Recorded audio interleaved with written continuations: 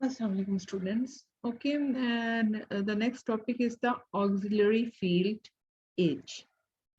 ठीक है, बेसिकली हमने जो पहले डिस्कस किया कि we have learned that in previous topics of magnetization magnetized objects we have learned that magnetic field is produced by electric currents. ठीक है, हम एक रिव्यू सा कर लेते हैं कि हमने पहले क्या क्या पढ़ा. उसको थोड़ा सा हम एक्सप्लेन कर लेते हैं कि हमने ये कहा कि जो मैग्नेटिक फील्ड है that is produced by electric currents. ठीक है, और उसके बाद हमने जो है वो दो लॉज भी किए, Biot-Savart law and Ampere's law. ठीक है, दो लॉज भी हमने पढ़े.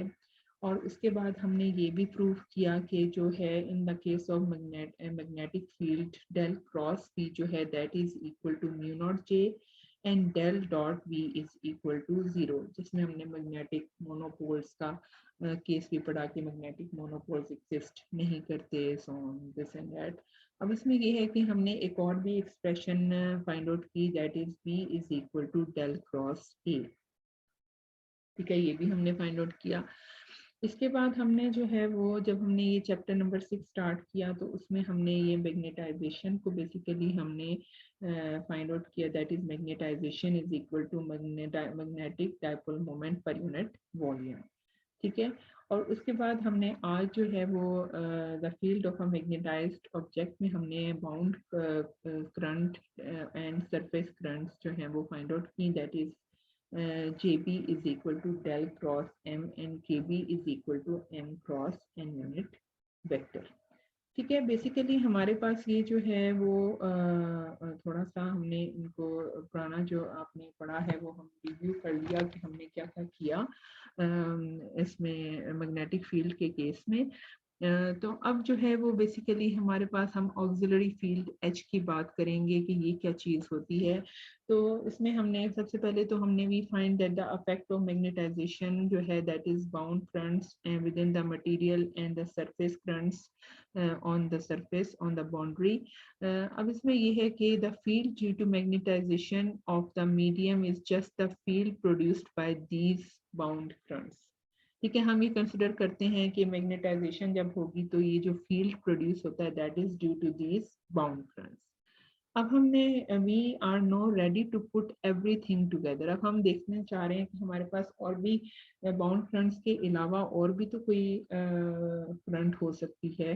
The field attributed to bound currents plus the field due to everything else, जो और भी कोई करंट होगी किसी भी वायर में या जो भी, तो उसकी वजह से मतलब कोई कंडक्टर अगर हम ले लेते हैं उसमें बाउंड करंट्स भी होंगे और उसमें फ्री करंट्स भी होंगी.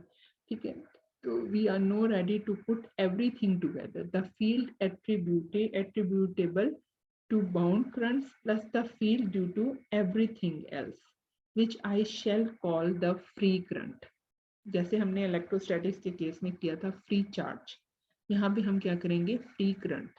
The free current might flow through wires embedded in the magnetized substance. ठीक है, वो वायर्स में फ्री करंट हो सकता है. मीन्स हम सारे केस को डिस्कस कर लेंगे ना, बाउंड करंट्स को भी डिस्कस कर लेंगे और जो करंट प्रोड्यूस हो रही है और भी किसी वजह से उसको भी हम ले लेते हैं that is free current. The free current might flow through wires embedded in the magnetised substance और if the latter is a conductor through the material itself. So total current can be written as J is equal to bound current plus free current. So हमारे पास क्या हो जाएगा, हम ये कह सकते हैं कि it is simply a convenience to separate the current into these two parts because they got there by quite different means. The free current is there because somebody hooked up a wire to a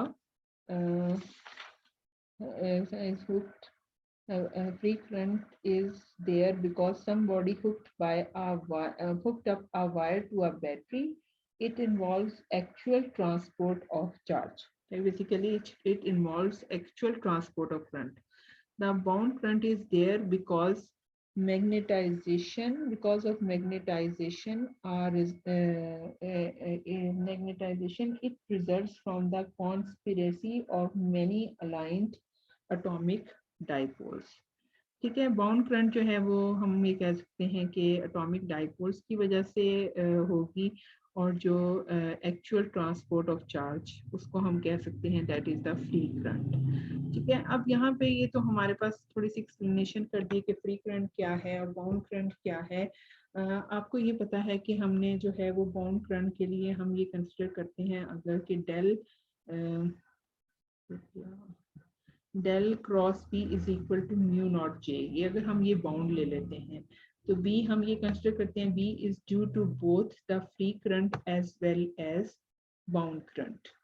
तो B जो है हम due to the free current as well as bound current, हम ये कह सकते हैं कि del cross B is equal to mu naught J free. हम यूँ ले लेते हैं del cross P is equal to mu naught J free, यानी हमारे पास ये जो है अगर हम म्यू नॉट जे जो हमारे पास ये एक्सप्रेशन है हम ये बाउंड के लिए भी लिख लेते हैं और फ्री के लिए भी लिख लेते हैं ना। तो हम ये कह देते हैं del dot cross P is equal to mu naught J free plus mu naught J B. ठीक है, मैंने यहाँ पे जे बी की बजाय डेल क्रॉस एम लिख दिया ना, क्योंकि आपको पता है कि J B is equal to del cross M, कुछ भी नहीं किया इसमें। सिंपल जो आपने एम्पेयर्स लॉ में किया हुआ है कि del cross B is equal to mu naught J होता है, तो हम ये लिख सकते हैं कि del cross B is equal to mu naught J free plus mu naught J B. अब जे बी की जगह मैंने क्या पुट कर दिया, डेल क्रॉस बी। ठीक है, तो यहाँ से हम इसको यूं भी लिख सकते हैं del cross B divided by mu naught. ठीक है, मैं इसको जो है वो म्यू नॉट दोनों साइड से कॉमन लेके यहाँ पे इसको डिवाइड कर दिया। तो we have mu naught 1 over mu naught del cross B is equal to J F plus J B. तो हम इसको ये लिख सकते हैं J F plus del cross M, J B की जगह मैंने पुट कर दिया डेल क्रॉस एम। अब हम इसको इधर भी लेकर आ सकती हूँ क्योंकि ये दोनों डेल हैं, ये भी डेल है, क्रॉस है, तो हम इसको यूं भी लिख सकते हैं 1/म्यू नॉट बी माइनस एम, इसको मैं इधर ले आई। ठीक है, is equal to J F.